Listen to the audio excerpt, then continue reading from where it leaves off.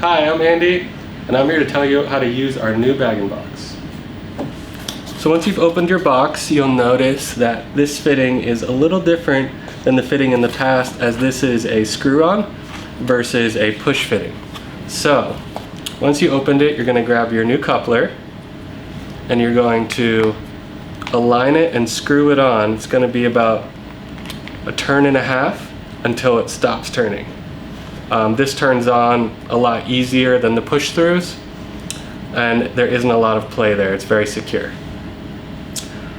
Once it couples, liquid will start flowing once you open the tap handle.